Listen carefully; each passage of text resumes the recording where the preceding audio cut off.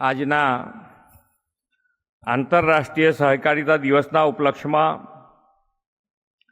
સહકારથી સમૃદ્ધિના કાર્યક્રમમાં આપણી સૌની સાથે મંચ ઉપર ઉપસ્થિત માન્ય કેન્દ્રીય ગૃહ અને સહકારિતા મંત્રી શ્રી અમિતભાઈ શાહ સાહેબ, ગુજરાત વિધાનસભાના માન્ય અધ્યક્ષ શ્રી શંકરભાઈ ચૌધરી, કેન્દ્રીય રાજ્યમંત્રી શ્રી મુરલીધરનજી, મારા સાથી મંત્રી શ્રી જગદીશભાઈ પંચાલ, ગુજરાત વિધાનસભાના ઉપાધ્યક્ષ શ્રી જેઠાભાઈ ભરવાડ, નેશનલ કોઓપરેટિવ યુનિયન ઓફ ઇન્ડિયાના ઇફકો અને ગુજકો માસોલના અધ્યક્ષ શ્રી દિલીપભાઈ સંઘાણી, ગુજરાત રાજ્ય સહકારી બેંકના અધ્યક્ષ શ્રી અજયભાઈ પટેલ, મંચ ઉપર ઉપસ્થિત સર્વ મહાનુભાવો, પ્રેસ મીડિયાના મિત્રો, ઉપસ્થિત સૌ આમંત્રિત મહાનુભાવો, પ્રેસ મીડિયાના મિત્રો, સૌને મારા નમસ્કાર. એક નિશાન, એક પ્રધાન, એક વિધાનના સંકલ્પ સાથે જમ્મુ કાશ્મીરને ભારતનો અભિન્ન હિસ્સો બનાવવાના જીવન સમર્પિત કરનાર મહાન દેશભક્ત ભારતીય જનસંઘના સ્થાપક ડૉક્ટર શ્યામાપ્રસાદ મુખર્જીની જન્મ જયંતિએ કોટી કોટી વંદન કરું છું.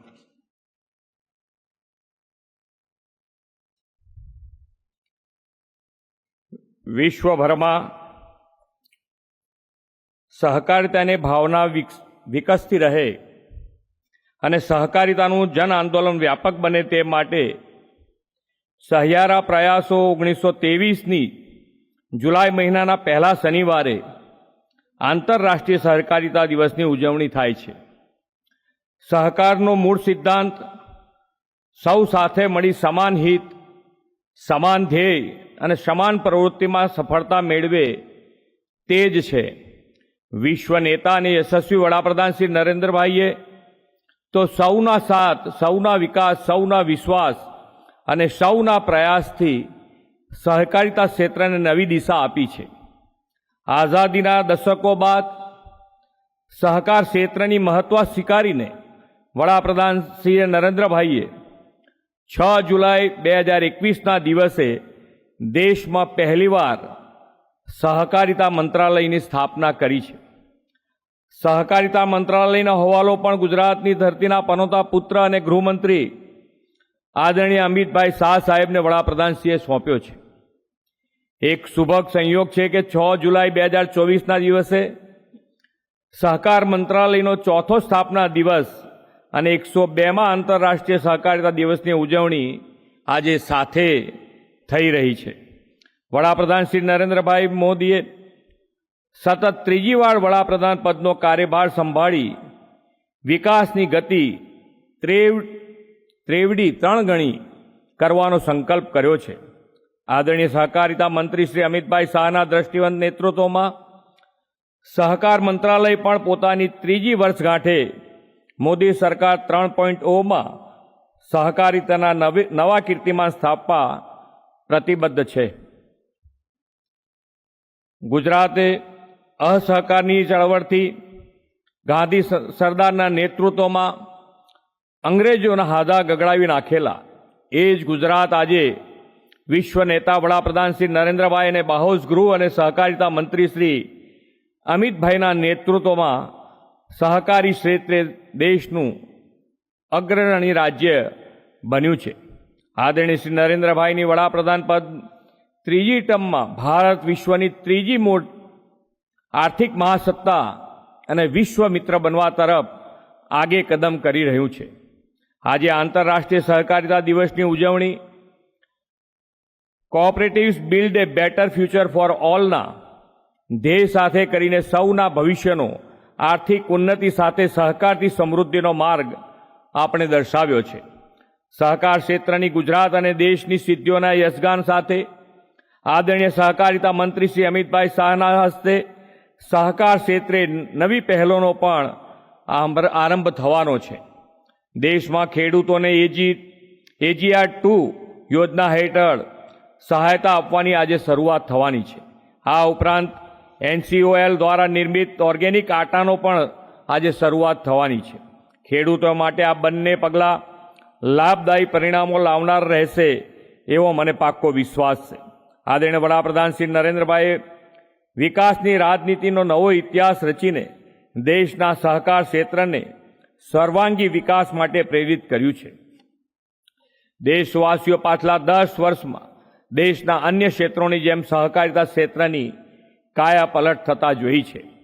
પ્રાથમિક સહકારી મંડળીઓના આર્થિક સશક્તિકરણના તથા સહકારી ક્ષેત્રને ટેકનોલોજીયુક્ત બનાવી અદ્યતન કરવાના અનેક પગલાં આદરણીય શ્રી અમિતભાઈના દિશાદર્શનમાં લેવાયા છે.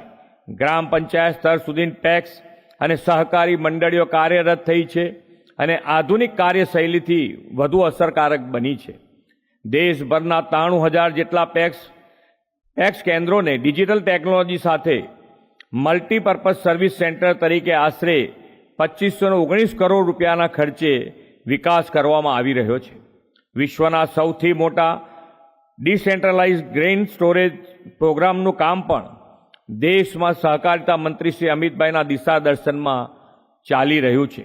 આદરણીય શ્રી અમિતભાઈના નેતૃત્વમાં અનેક પહેલો દ્વારા ટેકનોલોજી અપગ્રેડેશનથી સહકાર ક્ષેત્ર તેજ ગતિએ આગળ વધ્યું છે.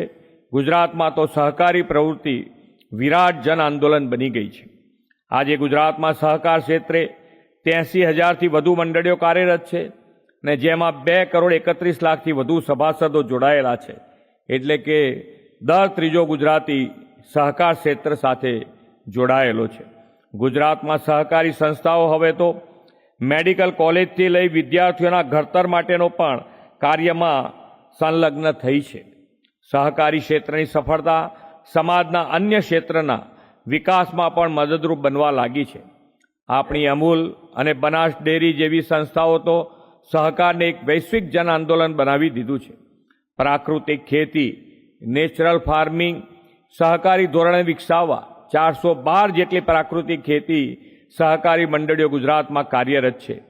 સહકારી સંસ્થાઓના નાણાં સહકારી સંસ્થાઓમાં જ રહે તેવા હેતુ સાથેના પાયલોટ પ્રોજેક્ટ થોડા સમય પહેલા બનાસકાંઠા અને પંચમહાલ જિલ્લામાં આદરણીય શ્રી અમિતભાઈના માર્ગદર્શનમાં સફળતાપૂર્વક શરૂ થયા છે. આજે તેઓ એ પ્રોજેક્ટની મુલાકાત લઈને સહકારથી સમૃદ્ધિની સફળતાના પ્રત્યક્ષ જોવાના છે અને માર્ગદર્શન પણ આપવાના છે. આદરણીય શ્રી નરેન્દ્રભાઈ મોદીએ વિકસિત ભારત 2047નો સંકલ્પ કર્યો છે.